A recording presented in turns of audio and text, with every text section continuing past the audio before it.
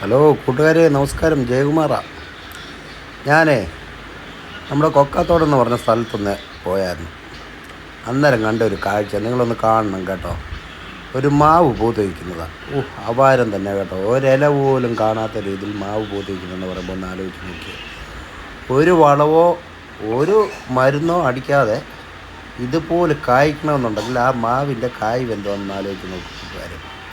ഇപ്പം മാവ് പൂത്തതേ ഉള്ളൂ.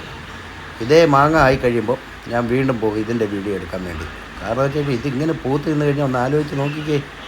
ഞാൻ ഇതാദ്യമായിട്ട് കാണും. ഒരില പോലും കാണാൻ പറ്റത്തില്ല കൂട്ടുകാരെ. നിങ്ങൾ നേരിട്ടല്ലേ പോയി നോക്കേ. ഇത് ഞാൻ അവിടെ ചെന്ന് കഴിഞ്ഞപ്പോൾ സത്യം പറയാൻ എൻ്റെ ജീവിതത്തിൽ ഞാൻ ഇന്ന് വരെ ഇങ്ങനെ കണ്ടിട്ടില്ല. ഒരു മാവ് പൂക്കുന്നെന്ന് പറഞ്ഞാൽ ഒരിലയിലും കാണത്തില്ലേ. ഇത് ഒരില പോലും ഇല്ലെന്നേ. എന്ത് രസമാണെന്നറിയാം. അത് കാണാൻ തന്നെ. അത് കണ്ടു കഴിഞ്ഞാൽ ആര് കണ്ടാലും അവിടെ നോക്കി നിന്ന് പോകും. ദൈവമേ, അത് കണ്ണ് കിട്ടാതെ പോട്ടെ എന്നേ എനിക്ക് പറയാനുള്ളൂ. കണ്ണ് കിട്ടരുത്. ഇത് കണ്ടു കഴിഞ്ഞാൽ ആൾക്കാർ കണ്ണിടും. പക്ഷേ ഞാൻ കണ്ണൊന്നും ഇട്ടിട്ടില്ല കേട്ടോ. എനിക്കിത് കണ്ടു കഴിയുമ്പോൾ മനസ്സിനൊരു സന്തോഷം. നമ്മുടെ കൂട്ടുകാരെയൊക്കെ ഒന്ന് കാണിക്കണമെന്ന് വിചാരിച്ചു. അതുകൊണ്ട് മാത്രം പിടിച്ചൊരു വീഡിയോ ആണ്. നിങ്ങളൊന്ന് കണ്ടു നോക്കാം. എവിടെയാണെന്ന് ചോദിച്ചു കഴിഞ്ഞാൽ നമ്മുടെ കൊക്കാത്തോടാണ്. പത്തനംതിട്ട ജില്ലയിൽ കോന്നിയിൽ വന്നിട്ട് അവിടെ നേരെ കോന്നിയിൽ വന്നിട്ട് നേരെ കൊക്കാത്തോട്. എപ്പോഴും ബസ്സൊന്നും ഇല്ല. 3-4 ബസ്സൊക്കെ ഉള്ളൊരു ഏരിയയാണ്. ഒരു ഗ്രാമപ്രദേശമാണ്.